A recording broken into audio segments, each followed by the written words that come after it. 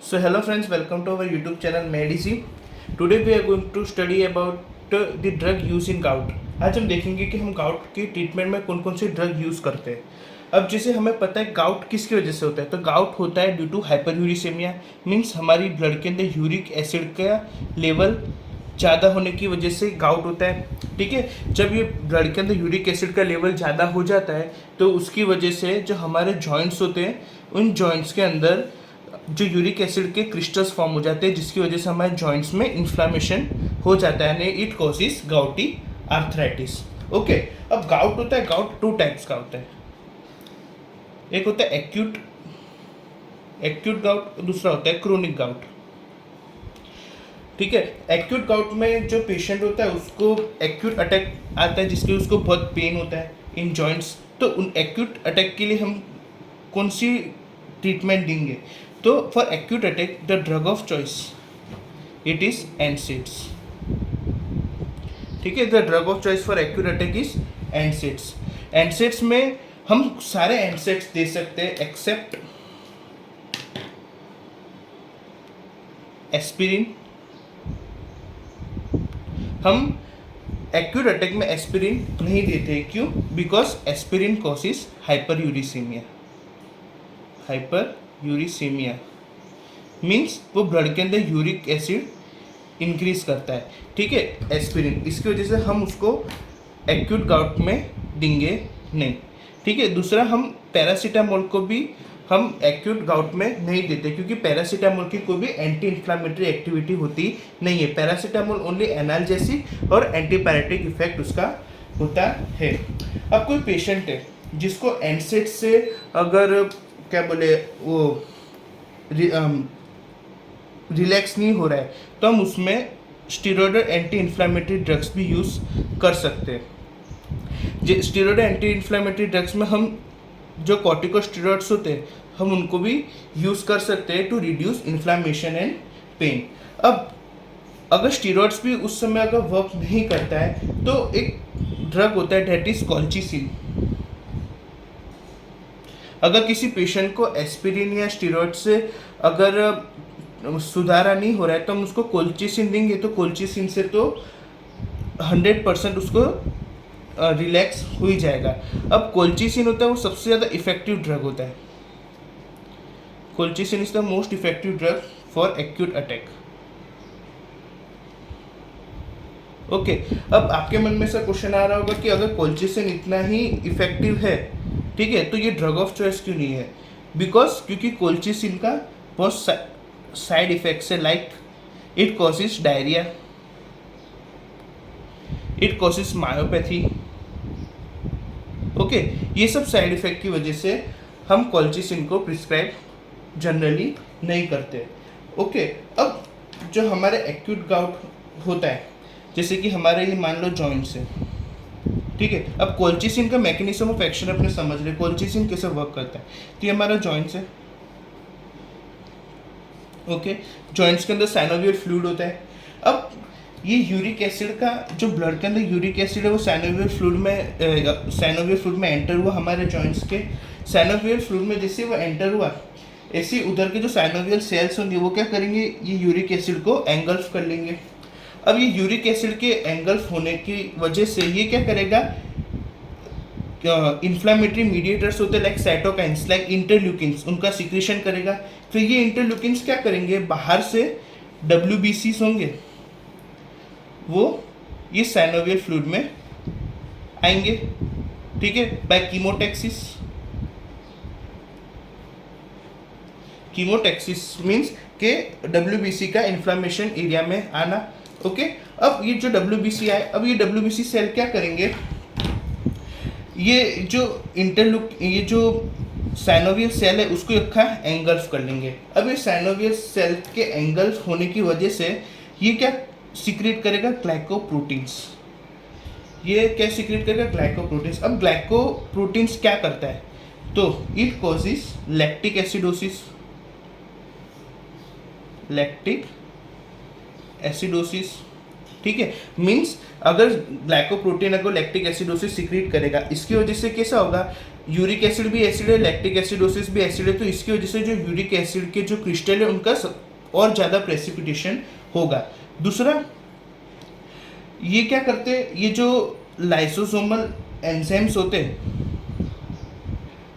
Lysosomal enzymes उनको भी increase करते हैं, जिसकी वजह से इधर का जो एरिया होता है उनमें डिस्ट्रक्शन डिग्रेडेशन हो जाता है, जिसकी वजह से हमारे जॉइंट्स में भी पेन और इंक्रीज हो जाता है। तो हमारा कॉल्चिसिन क्या करेगा, कॉल्चिसिन क्या करेगा, ये जो WBCI है इसकी जो कीमोटैक्सिस होता है उसको इनहिबिट कर देगा। ठीक है, WBCI के इनहिबिट होने की वजह से क्या होगा, ग्लाइकोप्रोटीन सीक्रेट होगा नहीं, ग्लाइकोप्रोटीन सीक्रेट होगा नहीं तो लैक्टिक एसिड बनेगा नहीं, लैक्टिक एसिड बनेगा नहीं तो उसका जो यूरिक एसिड होता है वो ज़्यादा प्रेसिपिटेट नहीं हो पाएगा। ठीक है, ये थी हमारी ट्रीटमेंट एक्यूट गाउट के लिए। अब हम देखेंगे क्रोनिक गाउट। अगर हमको कोई पेशेंट को क्रोनिक गाउट से ट्रीट करना है तो हम उसमें क्या करेंगे, तो क्रोनिक गाउट को ठीक करने के लिए हम ऐसे ड्रग्स देंगे जो या तो यूरिक एसिड का फॉर्मेशन डिक्रीज करे,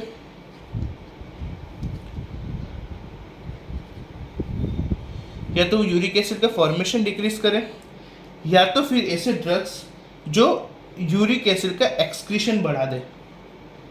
हमारे जो किडनीज होते हैं उसमें से यूरिक एसिड का एक्सक्रीशन बढ़ा दे, हम ये दो टाइप के ड्रग इसमें यूज करेंगे। ठीक है, अब पहले हम देखेंगे ऐसे ड्रग जो यूरिक एसिड का एक्सक्रीशन बढ़ा दे, तो उसमें जो ड्रग्स इंक्लूड होते हैं वो होते हैं प्रोबेनिसिड, दूसरे होते हैं सल्फिनपायराजोन,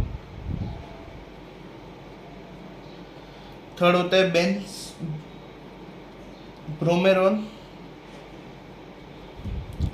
फोर्थ वन इज लेसिन्यूरेड। ओके, ये जो ड्रग्स होते हैं वो क्या करेंगे, यूरिक एसिड का एक्सक्रीशन बढ़ा देंगे थ्रू किडनी। सो ऐसे ड्रग्स को हम क्या बोलते हैं, यूरिकोस्यूरिक एजेंट। ऐसे ड्रग्स को हम क्या बोलेंगे, यूरिकोस्यूरिक एजेंट, मतलब ऐसे ड्रग्स जो यूरिक एसिड का एक्सक्रीशन बढ़ा दे हमारे किडनी में से। ओके, तो ये जो ड्रग्स होते हैं उनका क्या, और हम ये ड्रग्स को जब हम कोई भी पेशेंट को प्रिस्क्राइब करेंगे तो हम उनको ऐसा बोलेंगे कि जब आप ये ड्रग्स लेते हो तो प्लेंटी ऑफ वाटर पीजिए, मतलब पानी जितना हो सके उतना ज़्यादा पीजिए। ठीक है, जिसकी वजह से क्या होगा, पानी ज़्यादा पियेंगे तो यूरिक एसिड उसको निकलने में भी आसानी होगी, मतलब उसका एक्सक्रीशन भी अच्छे से किडनी में हो पाएगा। ठीक है, अब हम देखेंगे कि ऐसे कौन से ड्रग्स है जो इसका फॉर्मेशन को इनहिबिट करते हैं, यूरिक एसिड के फॉर्मेशन को। तो पहले तो हम ये देखेंगे कि यूरिक एसिड बनता कैसे हमारी बॉडी के अंदर।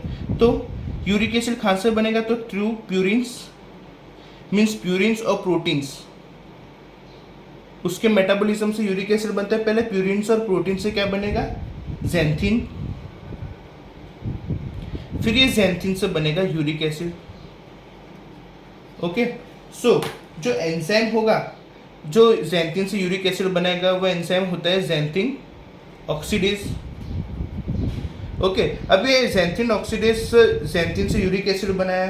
ठीक है, तो हमने ऐसी ड्रग निकाली जो ये जो एंजाइम होता है ज़ैंथिन ऑक्सीडेज उसको इनहिबिट कर दे। ठीक है, तो वो ड्रग कौन सी होती है, तो that is allopurinol. Okay, and allopurinol is also drug of choice for chronic gout. हमारे जो क्रोनिक गाउट की ट्रीटमेंट होती है इसमें एलोप्यूरिनॉल ड्रग ऑफ चॉइस होती है। ठीक है, अब कोई पेशेंट है जिसको प्यूरिन से एलर्जी है, ठीक है, कोई पेशेंट ऐसा होता है जिसको प्यूरिन से एलर्जी हो, तो हम ऐसे पेशेंट में इसका ऑल्टरनेटिव ड्रग यूज करेंगे, दैट इज फेब्यूक्सोस्टैट।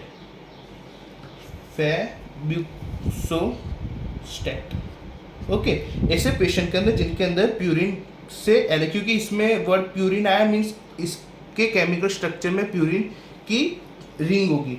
ठीक है, तो जिसको भी अगर कोई पेशेंट जिसको प्यूरिन से एलर्जी हो, हम ऐसे पेशेंट को फेब्यूक्सोस्टैट इसके ऑल्टरनेटिव प्रिस्क्राइब कर सकते हैं। अब इसमें एक और वस्तु कि जो हमारी बर्ड्स होती है, बर्ड्स के अंदर एक एंजाइम होता है दैट इज यूरिकेज। एक एंजाइम होता है यूरिकेज। ये यूरिकेज क्या करेगा, ये यूरिकेज यूरिक एसिड को एलेंटोइन में कन्वर्ट करेगा, एलेंटोइन। ओके, अब ये एलेंटोइन जो होता है वो वाटर सॉल्यूबल होता है। वो कैसा होता है? वाटर सॉल्यूबल, मतलब ये किडनी के थ्रू मतलब जल्दी से एक्सक्रीट हो जाएगा और इसका एलेंटोइन का कोई प्रेसिपिटेशन भी होगा नहीं। लेकिन ये जो यूरिकेज एंजाइम होता है ये ह्यूमंस के अंदर प्रेजेंट नहीं होता है। ठीक है, तो हमने क्या किया, हमने एक ऐसी ड्रग बना दी जो इस एंजाइम के सिमिलर हो। ठीक है, तो दैट इज रास ब्यूरिकेस। ओके, रास ब्यूरिकेस एक ड्रग है जो यूरिक एसिड को एलेंटोइन में कन्वर्ट करती है, जिसकी वजह से जो हमारा यूरिक एसिड होता है वो किडनी के थ्रू एक्सक्रीट हो जाता है। इसका ही एक दूसरा नवा न्यू ड्रग अभी निकला है, दैट इज पेग्लोटिकेस। पेग्लोटिकेस मीन्स ये रास ब्यूरिकेस का ही वो है, क्या बोलते हैं अपने, दूसरा एक फॉर्म है, मतलब लेकिन ये जो ड्रग होता है ये लॉन्ग एक्टिंग होता है। ठीक है, क्योंकि हम इसमें पेगाइलेशन कर देते हैं by adding polyethylene glycol. Okay, तो ये थे जो हमारे ड्रग्स है जो गाउट की ट्रीटमेंट में यूज होते हैं। और अगर आपको हमारा वीडियो अच्छा लगा तो प्लीज़ मेरे चैनल को लाइक करें, शेयर करें, सब्सक्राइब करें। Thank you.